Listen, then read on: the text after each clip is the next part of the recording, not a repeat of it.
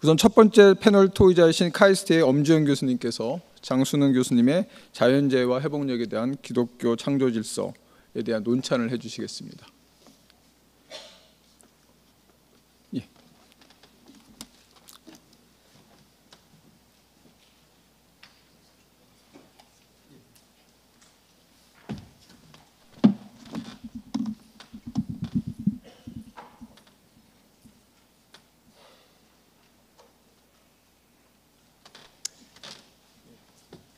안녕하세요. 카이스트의 엄지훈 교수입니다. 반갑습니다.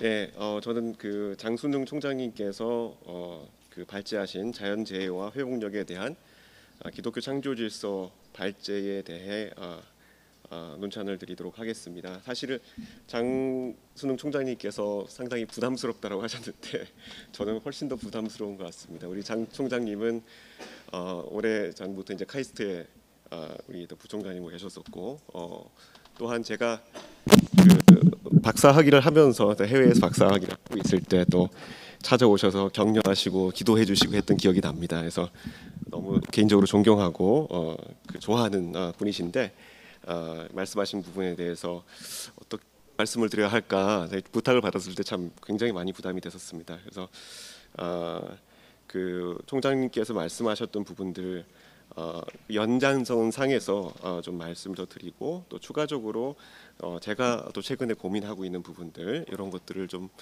추가적으로 말씀드리는 식으로 진행을 하도록 하겠습니다. 장순응 총장님의 발제 내용은 크게 두 부분으로 나뉘어져 있었습니다. 첫 번째는 구속사적 관점에서의 성경의 핵심 메시지, 그 5C 말씀하셨죠. 와 그다음에 과학적인 관점에서 바라본 창조 질서 역시 5C에 대해서 그 좋은 인사이트를 주셨습니다.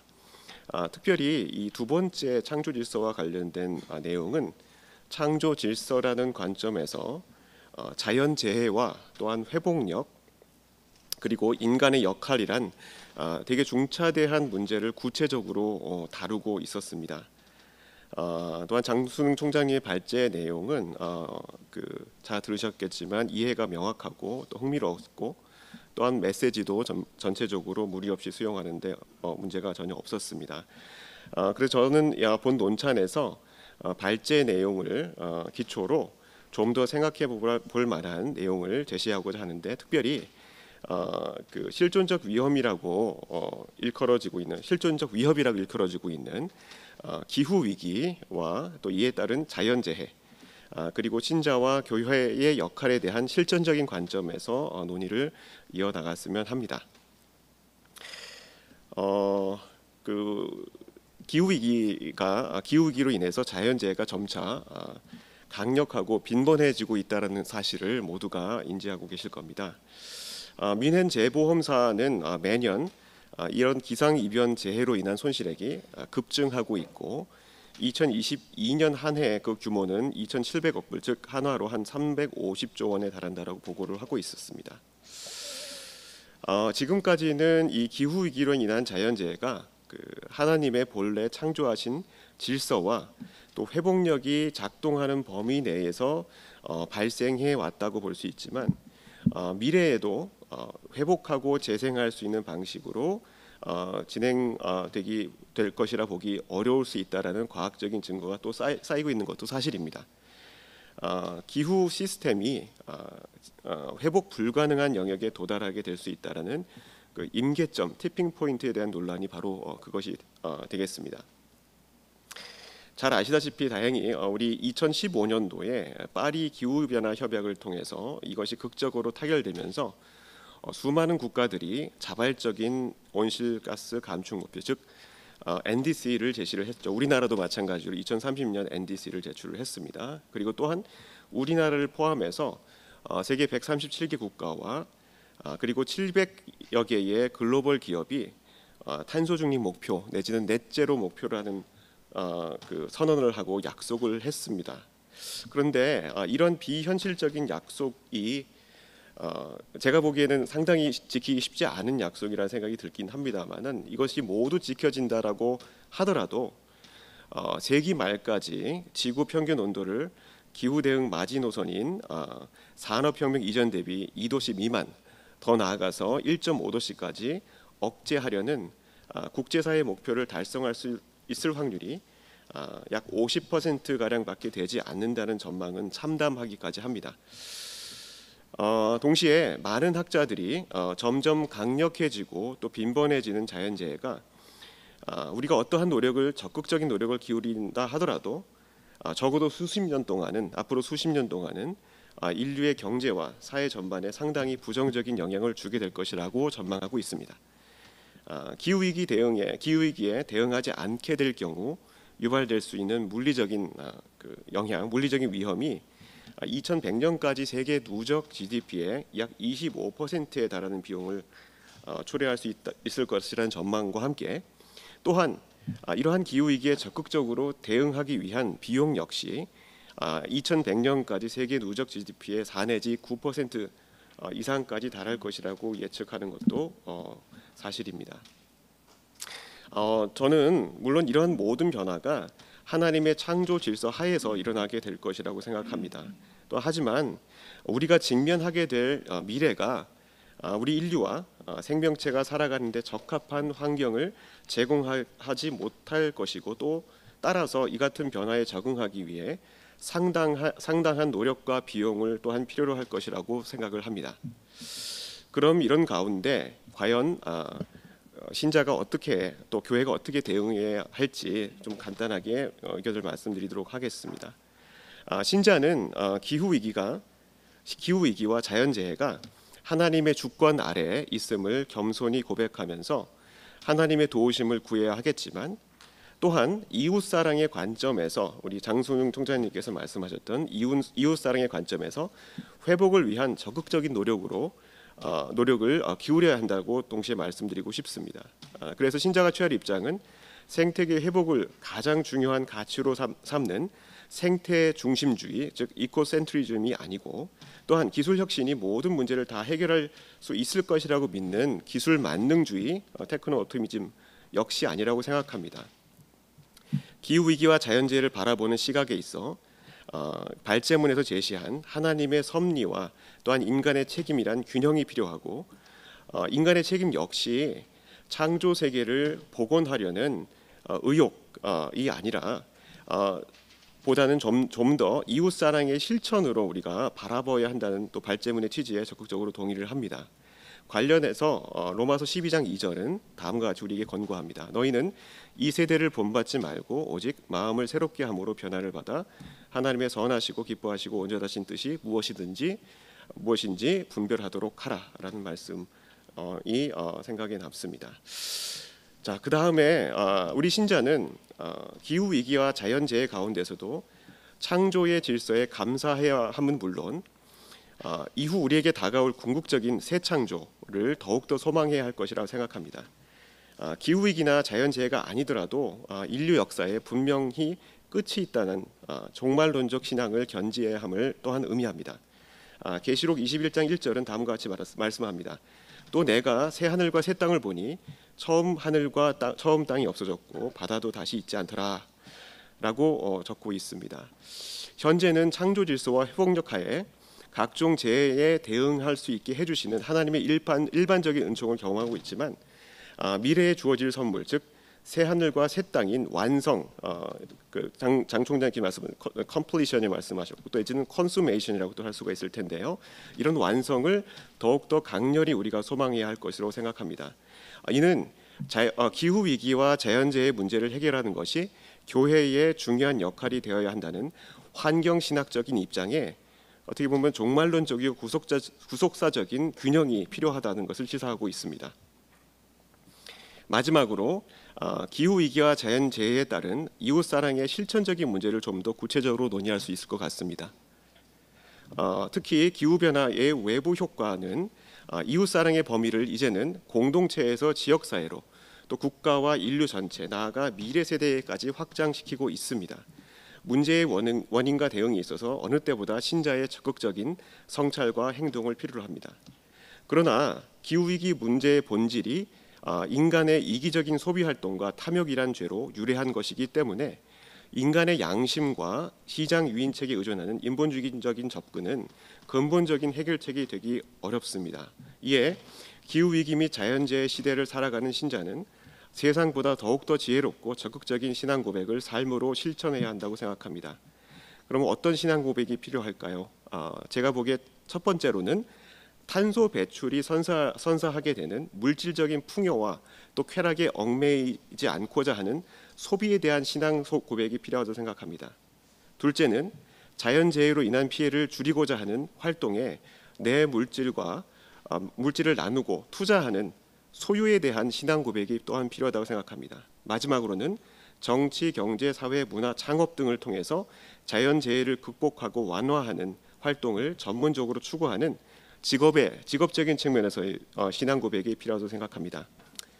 저는 오늘 장순영 총장님 발제에 기반해서 기후위기와 자연재해가 심각한 위기가 될 수 있음을, 그리고 신자로서 이에 대응하기 위한 적극적인 노력이 필요함을, 또한 동시에 새 창조를 더욱더 소망해야 함을, 나아가 이웃사랑이란 관점에서 적극적인 성찰과 구체적인 행동이 필요하다는 것을 말씀드렸습니다. 이와 같은 논의가 자연재해와 복합위기의 시대를 직면한 우리 교회와 기독교 학문이 하나님의 주권 하에서 지혜롭게 그 사명을 감당하려는 건전한 토론을 시작하는 밑거름이 되길 바라면서 논찬을 마무리하겠습니다. 감사합니다.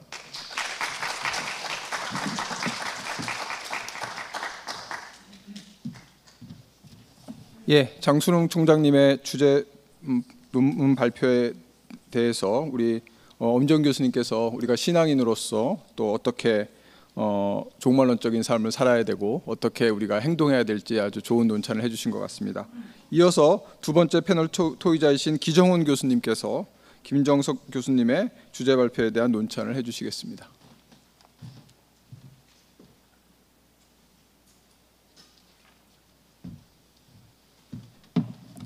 안녕하세요. 명지대학교 기정훈입니다. 사실은 그 김정석 교수님이 저출산 지방소멸 위기에 대해서 그냥 일단 문제를 위로 던진다고만 말씀하셨는데, 저도 이게 뭐 저희가 해결책이 없더라고요. 이거 수년간 연구해봤는데, 그리고 이게 신앙적으로 또 이걸 어떻게 해결할까, 이것도 상당히 어려운 문제입니다. 그래서 저도 이렇게 김정석 교수님이 던진 그 주제에 대해서 한 번 더 이렇게 토스를 하는 그 정도밖에는 얘기를 더 못할 것 같고, 사실은 상당히 좀 어려운 문제입니다. 왜냐하면 이게 근본적으로는 이게 제가 여기 논찬문에 쓰긴 했는데, 결혼, 출산 이런 건 본능이고, 또 내가 수도권에 살건 지방에 살건 이것도 자기가 마음대로 이렇게 하는 건데, 이거를 어떻게 보면 어떻게 본능을 잃어버린 세대를 우리한테 야 너네 본능 찾아라고 한다고 해서 찾아지지 않거든요. 이거는 그래서 사실은 제가 2019년부터 23년까지 행안부 균형발전정책연구회라고 행안부 공무원들하고 저희 학자들하고 이렇게 모여서 계속 뭐 온라인 오프라인으로 계속 미팅을 했는데, 거기서도 3, 4년을 했는데도 야 이게 제가 느낀 건 그겁니다. 이게 하긴 뭐 1960년대 70년대부터 뭐 서울로 오는 인구, 수도권으로 오는 인구 막아보려고 별 정책을 다 해봤지만 별 효과 없었듯이 지금 이게 과연 이게 효과가 그렇게 없겠구나. 그리고 다들 서울에 살면서 무슨 지방 정책을 하려고 그러나 그런 생각도 많이 들었습니다. 그래서 여기 보면은 사실 제가 논찬문에 썼는데, 저도 이 분야에 관심을 갖게 된 거는 2018년에 연구년을 나가면서 아산복지재단에서 연구비를 하나를 받았습니다. 그게 뭐냐면은 저출산 지방소멸과 사회복지 정책이거든요. 그래서 그거에 대해서 지방소멸 쪽으로 이제 하게 됐는데, 첫 번째는 그 지방소멸이란 말이 아시는 분은 아시겠지만 왜 그 일본 창성회의 출신의 어떤 마시다 히로야라는 마시다 보고서에서 나왔습니다. 그래서 사실은 그분이 말한 게 뭐냐면 이제 다수도권은 몰리고 결국 지방 없어진다, 극점사회라는 걸 얘기했거든요. 그러니까 지방은 아예 없어진다고, 그러니까 수도권 이외에는 지방은 이제 사라지는 사회를 얘기했는데, 이 소멸이란 말이 상당히 일부 학자나 또는 지방에서는 좀 싫어하는 단어입니다. 왜 우리가 없어질 건가? 그러니까 소멸이란 말이 굉장히 부정적인 이미지거든요. 그래서 사실 저는 지방 소멸이란 말 별로 좋아하지 않고, 그 다음에 세계적으로 봐서 지방이 소멸된 막 없어진 사례가 그렇게 뭐 많지가 않습니다. 그리고 또 경제학자들이 얘기하는 거 봅니다. 소멸되면 어떠냐? 어차피 이게 마치 이게 살고 늙고 죽는 것처럼 지방이 없어질 수도 있다. 그러면 거기에 뭐 이렇게 대안을 마련하면 되지. 그걸 막 걱정하고 뭐 지방 정치가들에 의해서 막 그거에 의해서 뭐 돈을 막 쓰고 이게 과연 올바른 정책이냐라는 얘기까지 하기 때문에 그런 관점에서 좀 바라보고 싶습니다. 그래서 저도 그때 연구를 했던 결과를 보니까 여기 36페이지에 나와 있는데 그러니까 인구 5만 이상의 이제 수도권 아래쪽 특히 이제 영남 호남 지역에 있는 인구 5만 이상의 지자체들은 앞으로 35년까지 되면 굉장히 없어질 가능성이 높더라고요. 왜냐하면 고령화도 빠르고 인구 수도 적고 그래서 거기다 기본 인구가 적은데 더 적어지니까 굉장히 없어질 가능성이 높고 근데 이게 지방 소멸이라는 게 지방이란 말이 할 수 없는 게 수도권 대도시에 있는 도시들도 이제 소멸 약간 인구들이 굉장히 빠르게 줄어들고 있습니다. 왜냐하면 이제 노령 인구가 굉장히 비율이 높아서 그나마 이제 제조업이나 어떻게 보면은 특정 산업에 기반을 하고 있거나 아니면 세종시처럼 아예 공무원들이 이렇게 많이 모여 사는 도시들은 2035년이 돼도 이렇게 줄어들진 않겠더라고요. 그렇지만 하여튼 이 지방 소멸이라는 이슈 자체는 근본적으로 인구가 줄어든 상황에서는 뭐 이게 꼭 지방만 소멸되는 게 아니라 대도시에 있는 도시들도 소멸될 수 있는 원인들이 굉장히 그러니까 소멸될 가능성이 굉장히 그러니까 인구가 굉장히 작아질 가능성이 높습니다. 그래서 그런 것들이 일단은 바라봐야 될 점들이고요.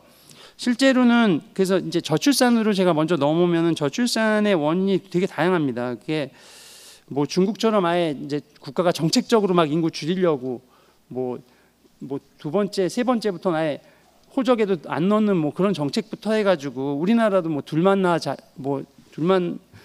낳자는 그런 정책도 있지 않았습니까? 그래서 그런 정책에 의해서 저출산이 되는 경우도 있지만 아까 말씀드린 대로 근본적으로 결혼과 출산이라는 본능을 거부하지 않고 자녀를 낳지 않는 심리적 이유들이 많이 있더라고요. 이게 제 말이 아니라 그때 아까 말씀드린 아산복지재단에서 그 심리학과 교수님들이 왜 아이를 안 낳고 결혼 안 할까 그 심리적인 걸 분석을 하시더라고요.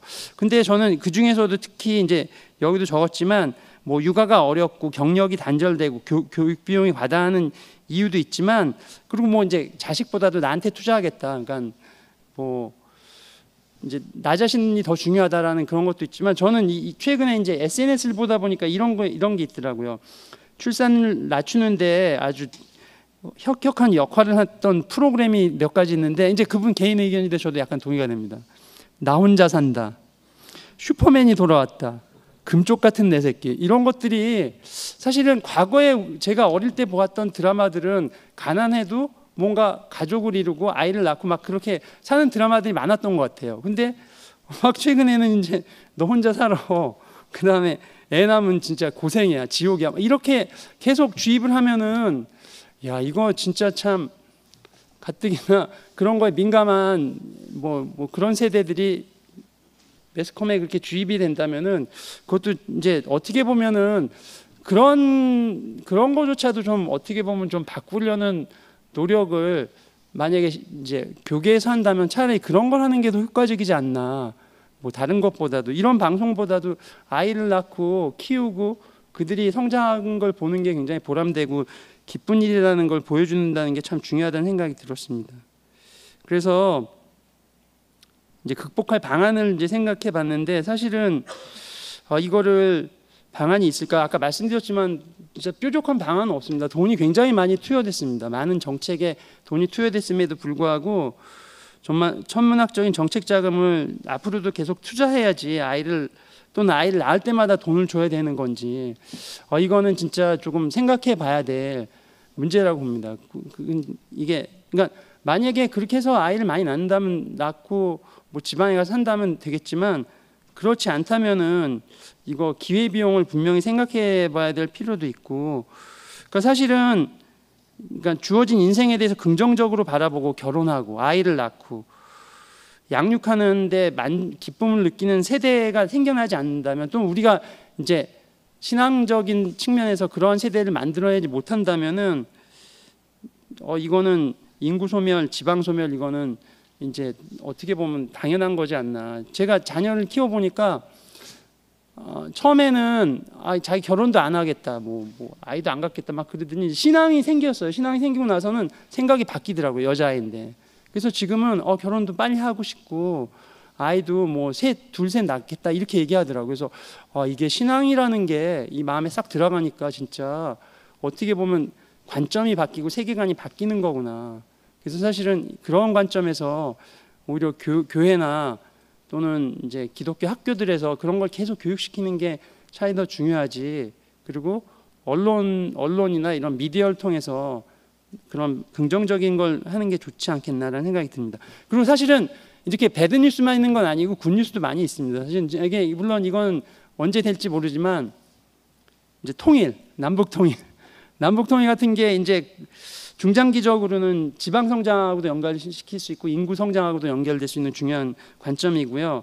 물론 이제 여러 가지 정책적인 그런 것들이 있어야 됩니다. 그렇지만 남북 통일은 굉장히 어떻게 보면 여러 가지를 변화시킬 수 있는 어떤 계기가 될 수 있고요. 이게 뭐 더 자세한 얘기는 시간 관계상 이제 드리지 않겠습니다. 또 하나는 외국인 이민 정책입니다. 근데 이건 약간 좀 주의할 필요는 있습니다. 서구에서도 이렇게 유럽의 사례에서 보면 약간 좀 위험한 경우도 있고 어떻게 보면 불법이면 이런 것들이 또 사회의 어떤 안정성을 해칠 수도 있기 때문에 그럼에도 불구하고 정말 지방을 살리고자 한다면 어떤 그런 정책들도 사용할 수 있지 않을까라는 생각이 듭니다. 실제로 최근 뭐 그 MZ 세대 뭐 더 어린 아이들은 우리나라가 뭐 어디래더라 뭐 서쪽에는 인천이고 동쪽에는 하남이고 뭐 남쪽에는 용인이고 북쪽에는 저기 고양시까지만 우리나라라고 생각한다는 그런 얘기도 있더라고요.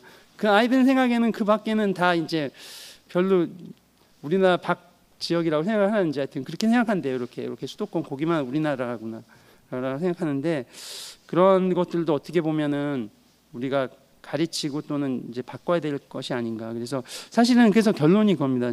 이게 저출산 지방 소멸 위기에도 어떻게 보면은 이게 저희 학회의 중요한 도전이라고 봅니다. 기독교 학문적 연구하고 또는 교회들도 이제 뭐 이것도 하나의 선교라고 생각하고 그런 관점에서 뭔가 이런 전략을 바꿀 때라고 생각합니다.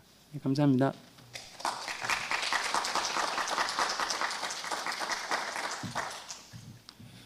예, 감사합니다.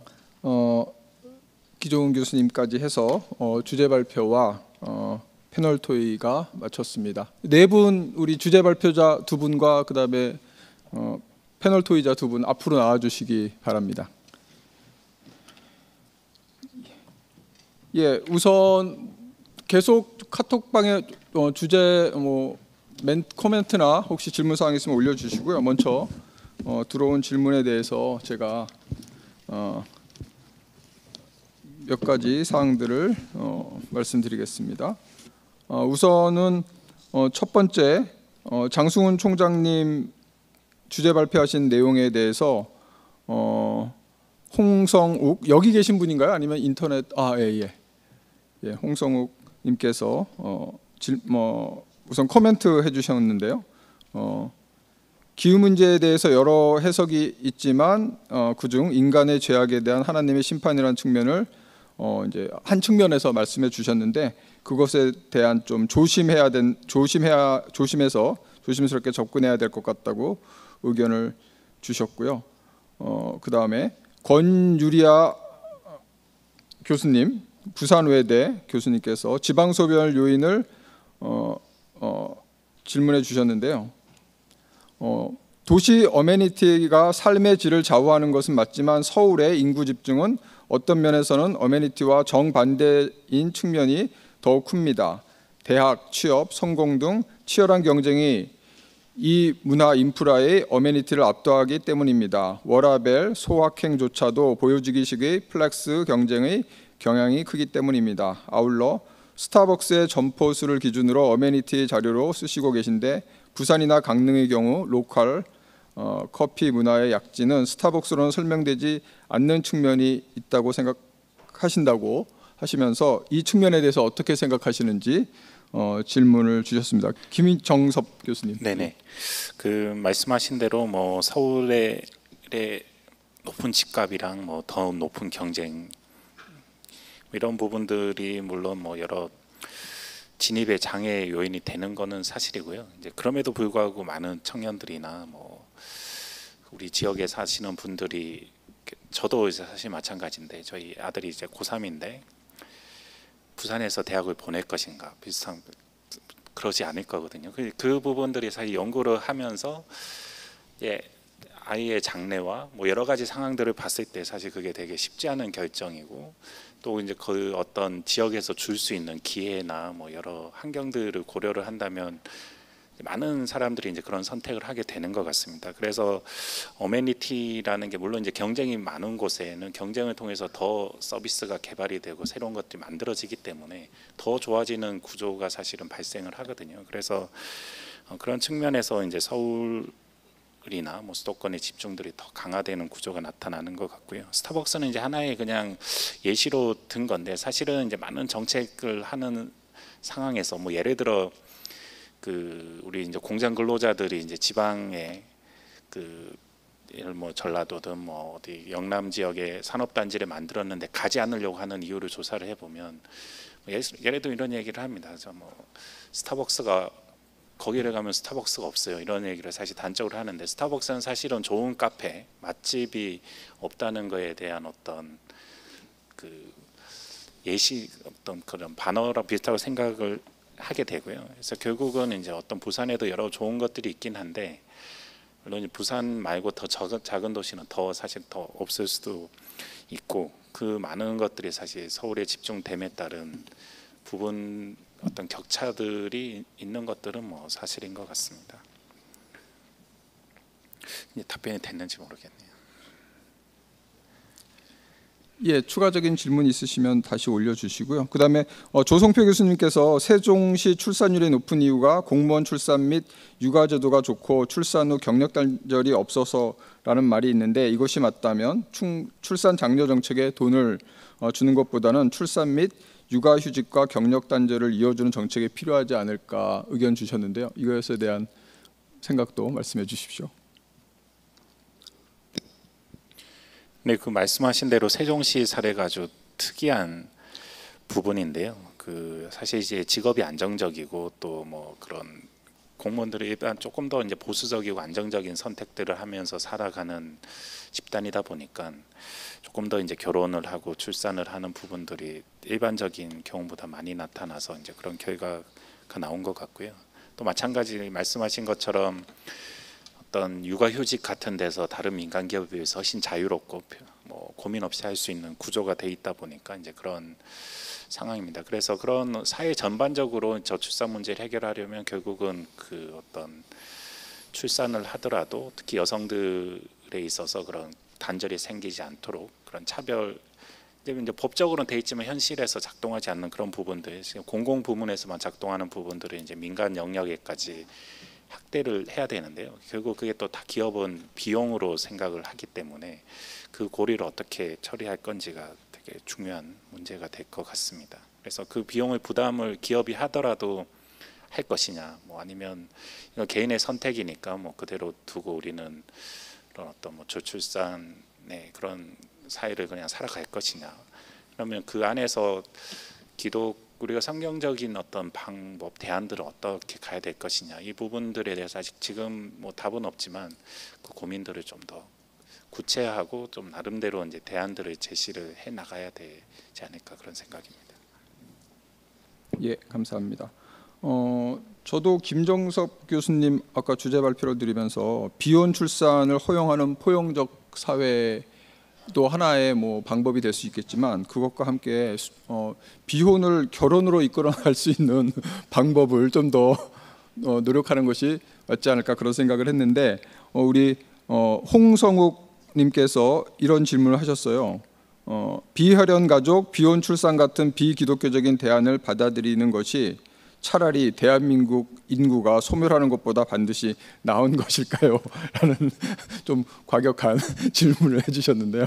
네, 뭐 제가 비혼 출산 장려책을 뭐 동의한다는 건 아니고요. 현재 그런 연구들이 많이 진행되고 있다는 것들을 이제 정부 차원에서 공유를 드린 거고, 사실 이제 그런 성경적인 우리 관점이 없이 이 저출산 대책을 뭐 예를 들어 뭐 정부 출연 연구소나 공무원 공직에서 고민을 하게 되면 결국 가는 대안들이 그런 우리가 가정과 결혼 제도 때문에, 근데 가정을 이루는 게 또 개인의 어떤 편리한 삶을 이루는 장애 요인이 되고, 결혼도 그렇고 출산을 하면 그게 또 괴로움이 되고, 이런 인식들 상황에서는 어떤 가정 그런 결국 대안들이 이제 그렇지 않아도 편리하게 살게 하고, 뭐 결혼 안 해도 자녀 출산을 해도 문제 없게 하고, 이런 결론으로 결국 가게 되는 것 같습니다. 그래서 그런 식의 어떤 사회적 대안들이 제시가 될 때, 그러면 제가 던지고 싶은 화두는 이제 기독교 세계관을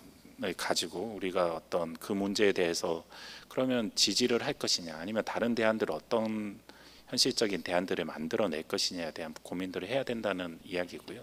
그래서 비혼 출산을 뭐 저도 당연히 뭐 그 동의하는 입장은 아니고, 이제 그런 부분들을 이미 사회는 거기까지 이미 다 고민을 하고 있는데, 왜 기독교계에서는 이제 그런 고민을 사실 하고 있지 않는 것 같거든요. 그냥 교회를 나와서 신앙을 가지면 생각이 바뀌더라, 이거는 이제 당연히 맞는 얘기인데, 거기서만 그냥 개인의 신앙의 영역에 둘 것이냐, 우리 사회 문제를, 거기에 대한 고민들을 해야 될 것 같습니다. 예. 또 질문 없으신가요? 그럼 제가 우리 장순웅 총장님께 한 가지 질문 드리겠습니다. 핵공학자로서 창조 질서 회복을 위해서 걸어오신 길, 앞으로 걸어가실 길에 대해서 간단히 답변해 주시면 좋겠습니다.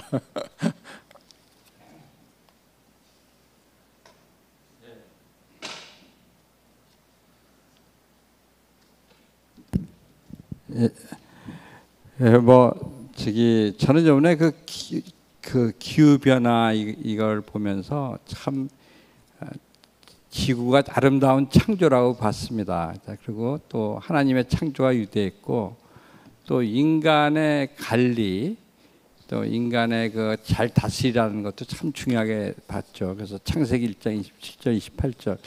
그래서 그런 관점에서 역시 과학기술도 그 하나님의 선물이라고 저는 봅니다. 그래서 이제 저는 원자력이라는 것이 지금 현재 그 CO2 온실가스를 배출하지 않고, 그 다음에 에너지를 공급하는 아주 가장 효율적인 방법입니다, 현재로서는.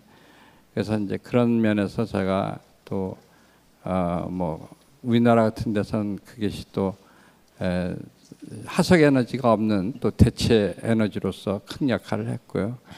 그래서 물론 더 안전하고 더 우리가 더 하겠지만, 현재로서는 한국에서 또는 또 세계적으로 현실적으로는 뭐 가장 좋은 방법이고, 그러나 앞으로 더 발전시켜 나가야 되겠죠. 근데 하여튼 지난 몇 년 동안 원자력을 좀 줄이는 사이에 엄청난 국가에 지금 문제가 생겼습니다.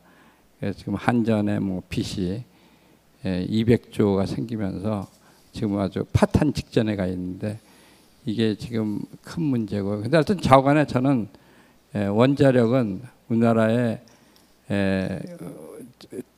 기후 변화 문제에도 큰 기여를 했고, 또 경제 발전에도 큰 기여를 했고, 또 앞으로 다시 한번 이렇게 빨리 회복되기를 저는 소망합니다. 예, 감사합니다. 더 이상 질문 없으시면 이것으로써 새로 올라온 거 있어요? 김태형 교수님. 장 총장님께서 시간 제약으로 인해 하나님의 창조 질서 안에서 자연의 회복력에 대한 말씀을 못 하신 듯합니다. 자연 회복력에 대한 부연 설명을 부탁드립니다. 자연 회복력을 제가 제일 쉽게 얘기하면요, 우리가 뭐 지구도 그런데요. 지구도 보면은 그 자연 회복력에서 세포를 보면 제일 알 거예요. 세포가 감염이 되면은 뭐 항물질이나 항산화 물질이나 감염이 되면은 스스로 고치는 능력이 있습니다. 세포가 스스로 고치지 못하면은 그 세포는 죽습니다. 자살한다 그러죠. 근데 잘못된 세포가 자살도 되지 않으면은, 그러면 이제 그게 암세포가 되는 거거든요, 따지고 보면은. 그래서 제가 보기에는 이제 암세포가 되면은 또 우리가 면역세포가 암세포를 또 이렇게 없애죠. 그래서 가만히 보면은 참 또 뭐 암이 또 커지면은 또 요새 이제 인간의 과학 기술로 그 암을 수술하거나 방사선으로 치료할 수 있게 돼 있고, 그래서 저는 자연의 회복력이 굉장히 그 세포 하나만 봐도 굉장히 그렇고요. 하여튼 뭐 우리가 뭐 지금 뭐 CO2 문제도 보면은 많이 발생하면은 또 대기에서 해양에서 흡수하고 나무가 흡수하고 또 이런 것들 다 이렇게 보면은 참 지구의 창조도 아름답고 이 세포의 창조도 참 아름답다. 자연 치유력이 있는데 이제 그런 것들을 저는 보면서 하나님의 창조가 참 아름답다는 것을 다시 느낍니다. 그래서 원래 창조도 잘 돼 있고 자연 치유력까지도 있다. 그런 것을 아마 여러분들한테 말씀드리고 싶습니다. 예, 감사합니다. 이것으로서 패널 토의 그 다음에 질의응답 시간을 마치고요. 오늘 저희가 나눈 이야기 중에 저출산과 지방 소멸이라는 얘기를 좀 쓰지 말자라고 했는데, 우리 기독교 학회답게 앞으로는 지방의 새로운 창조라는 이야기로 우리가 이 말을 사용하면 어떨까 하는 생각을 합니다. 예, 이어서 윤원준 교수님께서 소장학자님들 발표를 진행해 주시겠습니다.